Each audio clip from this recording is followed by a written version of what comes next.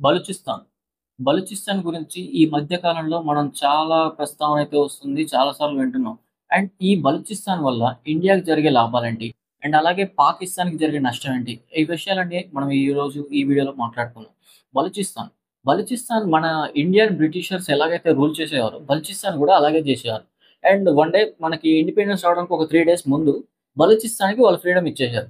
Freedom ఇచ్చిన తర్వాత ఈ పాకిస్తాన్‌కి కూడా ఫ్రీడమ్ వచ్చేసింది. మనతో పాటు పాకిస్తాన్ సెపరేట్ కంట్రీ అయిపోయింది. అయిపోయిన తర్వాత వీళ్ళు ఆ బలూచిస్తాన్ చుట్టూ ఉన్న డిస్ట్రిక్ట్‌ని ఆక్యుపై చేసుకొని వాళ్ళు మెర్జ్ చేసుకున్నారు.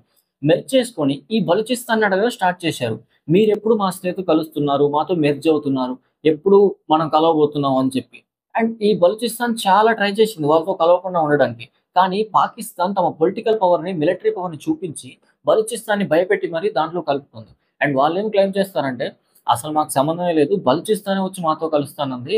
వాళ్ళన్న తర్వాతే మేము మెర్జ్ చేసుకున్నాం" అంటారు. కానీ అలా కాదు. బలూచిస్తాన్‌ని వాళ్ళు భయపెట్టి మిలిటరీ పవర్ చూపించి మరీ కలుపుకున్నారు. అండ్ కలుపుకున్న తర్వాత ఆ ప్రజలకి ఆ విషయం అస్సలు నచ్చలేదు. అండ్ అప్పుడు మెర్జ్ చేయడానికి ఎవరైతే రాజు ఉన్నారో, ఆ రాజుకి ఒక తమ్ముడున్నాడు.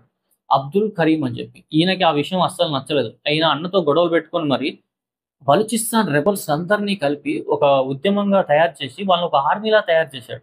తయారు చేసి పాకిస్తాన్ ఆర్మీ మీదకి ఉసిగొల్పడం అండ్ అక్కడే అటాక్స్ అనేవి చేయడం లాంటివి స్టార్ట్ చేశారు. అండ్ అదే అటాక్స్, అవే ఆర్మీ, అవే రెబెలియన్స్ ఇప్పటికీ ఉన్నారు బలూచిస్తాన్‌లో. అండ్ వాళ్ళే ఇప్పటికీ ఉద్యమం చేస్తూ ఉన్నారు. అండ్ రీసెంట్‌లీ మనకి పెహల్గామ్ అటాక్ వల్ల ఇండియా, పాకిస్తాన్ యుద్ధం స్టార్ట్ చేశాయి. ఈ ఇండియా, పాకిస్తాన్ యుద్ధం స్టార్ట్ చేయడం వల్ల బలూచిస్తాన్‌లోని రెబెల్స్ ఇదే కరెక్ట్ టైమ్ అని చెప్పి వాళ్ళు అటు సైడ్ నుంచి పాకిస్తాన్ అటాక్ చేయడం స్టార్ట్ చేశారు. అండ్ పాకిస్తాన్‌కి అర్థం కాలేదు. ఇటు సైడ్ నుంచి బోర్డర్‌లో ఇండియా ఉంది. అటు సైడ్ నుంచి లోపల బలూచిస్తాన్ ఉంది. ఎక్కడ అటాక్ చేయాలనేది అర్థం కాలేదు. అండ్ ఇండియాకి చాలా బెటర్ పొజిషన్ వచ్చింది యుద్ధంలో. ఎందుకంటే పాకిస్తాన్‌ని చుట్టుముట్టేస్తున్నారు. అండ్ అంతేకాదు బలూచిస్తాన్ వీరులు ఒక 1 మంత్ బ్యాక్ వాళ్ళ కంట్రీలో బలూచిస్తాన్ ప్లేస్‌లో ట్రైన్ ఎళ్తుంది. పాకిస్తాన్ ఆర్మీది. ఆ పాకిస్తాన్ ఆర్మీ ట్రైన్ హైజాక్ చేసి పాకిస్తాన్ ఆర్మీ మెంబర్స్‌ని అందరిని చంపేశారు. అండ్ వాళ్ళు ఎక్కడెక్కడైతే బలూచిస్తాన్ ప్లేసెస్‌కి రావడానికి బ్రిడ్జెస్ ఉన్నాయో, ఆ బ్రిడ్జెస్‌ని ఆక్యుపై చేసేసి, పేల్చేసి పాకిస్తాన్ ఆర్మీకి, పాకిస్తాన్‌లోని గవర్నమెంట్‌లోని వ్యక్తులకి అక్కడికి అలవెన్స్ లేదు అని చెప్పి వాళ్ళు డిక్లేర్ చేసేసారు. అండ్ పాకిస్తాన్‌లో ఉన్న ఆర్మీలో ఉన్న బలూచిస్తాన్ పీపుల్‌కి వాళ్ళు చెప్తున్నారు. "రేయ్ నాన్న రండి. మేము మీకోసం కొట్లాడుతున్నాం. మన ప్రదేశం కోసం, మన దేశం కోసం కొట్లాడుతున్నాం. మీరు పాకిస్తాన్ ఆర్మీలో ఉండొద్దు" అని చెప్పి వాళ్ళు క్లెయిమ్ చేస్తున్నారు. అండ్ ఈ విషయం పాకిస్తాన్‌ని చాలా టెన్షన్ పెడుతుంది. వాళ్ళకి లోపల అంతర్యుద్ధం జరుగుతుందేమో, ఆర్మీనే చీలిపోతుందేమో అనే భయం జరుగుతుంది. ఒకవేళ నిజంగా అంతర్యుద్ధం జరిగితే అది ఇండియాకి చాలా హెల్ప్ అవుతుంది. ఎందుకంటే అదే టైంలో పాకిస్తాన్ ఆర్మీ అంతర్యుద్ధాన్ని కంట్రోల్ చేయడానికి లోపలికెళ్ళాల్సి ఉంటుంది. అండ్ అప్పుడు మనం పీఓకేని ఆక్రమించుకోవడానికి చాలా అనువైన సమయం. అండ్ అలా కాకుండా బలూచిస్తాన్‌ని సెపరేట్ చేసేసారు. పాకిస్తాన్ బలూచిస్తాన్‌కి సెపరేట్ కంట్రీగా డిక్లేర్ చేసిందనుకోండి.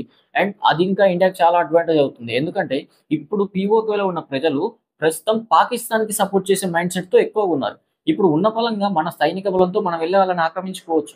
కానీ నెక్స్ట్ ఏం జరుగుతుంది? వాళ్ళ మైండ్ సెట్ ఇప్పుడు జరిగే అటాక్స్ కాశ్మీర్ వరకే ప్రభావితం చూపిస్తున్నాయి. తర్వాత వాళ్ళని కలుపుకుంటే వాళ్ళకి ఇండియా మొత్తం యాక్సెస్ ఉంటుంది.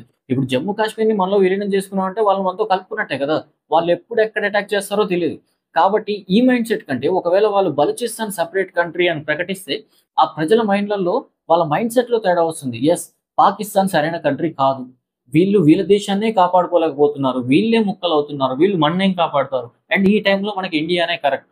అండ్ మనం ఎకానమికల్‌గా చాలా గ్రోత్‌లో ఉన్నాం. అండ్ మన సైడ్‌లో ఉన్న పాకిస్తాన్, మన సైడ్‌లో ఉన్న జమ్మూ కాశ్మీర్‌ని మనం చాలా హైలీ డెవలప్ చేస్తున్నాం. చాలా ఇన్వెస్ట్ చేస్తున్నాం. కొత్త బ్రిడ్జెస్, స్కూల్స్, రోడ్స్ అన్నీ ఇంప్రూవ్ చేస్తున్నాం. అండ్ ఇది వాళ్ళకి తెలిసేలా చేయాలి. అవతల పక్క ఉన్న పీఓకే ప్రజలకు తెలిసేలా చేస్తే యెస్, వాళ్ళు కంపల్సరీగా ఇండియాతో జాయిన్ అవ్వడానికి వాళ్ళు కలిసిపోయి ఆనందంగా వస్తారు. ఇలాంటివి చేసినప్పుడు ఎవ్వరికీ ఏ ఇబ్బంది లేకుండా ఇండియాలో జమ్మూ కాశ్మీర్ అనేది కలిసిపోతుంది. అండ్ ఇలాంటివి జరగాలంటే ఇండియన్ ఆర్మీ కూడా, ఇండియన్ గవర్నమెంట్ కూడా ఇండైరెక్ట్‌గా బలూచిస్తాన్‌కి సపోర్ట్ చేయాలి. అండ్ అదైతే నేను అనుకుంటున్నాను. బలూచిస్తాన్‌కి సపోర్ట్ చేసి వాళ్ళని సెపరేట్ చేసేస్తే మనకి ఇంకా ఈజీ అవుతుంది జమ్మూ కాశ్మీర్ తీసుకురావడానికి. అండ్ అలాగే బలూచిస్తాన్ వీరులు కూడా అడుగుతున్నారు.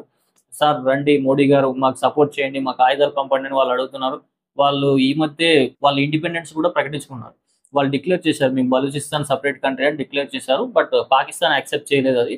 అండ్ వాళ్ళు ఐక్యరాజ్య సమితికి కూడా మెసేజ్ పెట్టారు. లేఖ రాశారు. మమ్మల్ని డిక్లేర్ చేయండి. మమ్మల్ని ఒక సెపరేట్ కంట్రీగా డిక్లేర్ చేయండి అని చెప్పి వాళ్ళు అడుగుతా ఉన్నారు. ఈ విషయం అండ్ ఇది ఇంటర్నేషనల్‌గా కూడా స్ప్రెడ్ అవుతుంది. ఇదే విధంగా జరిగితే బలూచిస్తాన్ పోరాటాన్ని ఇంకా ఉద్రిక్తం చేస్తే బలూచిస్తాన్ సెపరేట్ అయ్యే అవకాశాలున్నాయి. అండ్ ఐ హోప్ నేనైతే బలూచిస్తాన్ సెపరేట్ కంట్రీ కావాలని అనుకుంటున్నాను. ఇది ఇండియా పాయింట్ ఆఫ్ వ్యూలో అనుకుంటున్నాను. అండ్ బలూచిస్తాన్‌లో ఉన్నవాళ్ళు కూడా చాలా అణచివేతకు గురవుతున్నారు. అక్కడున్న నేచురల్ రిసోర్సెస్ అంతా పాకిస్తాన్ తీసుకెళ్ళిపోయి పంజాబ్‌లో పెట్టుకుంటుంది. పంజాబ్‌ను మాత్రమే డెవలప్ చేస్తుంది. ఇంకెక్కడ కూడా డెవలప్ చేయట్లేదు. అండ్ బలూచిస్తాన్‌లో ఉన్న ప్రజల గురించి కూడా చూసి బలూచిస్తాన్ సెపరేట్ కంట్రీ కావాలని అయితే నేను అనుకుంటున్నాను. ఈ విషయం మీద మీ ఒపీనియన్‌ని కామెంట్ చేయండి.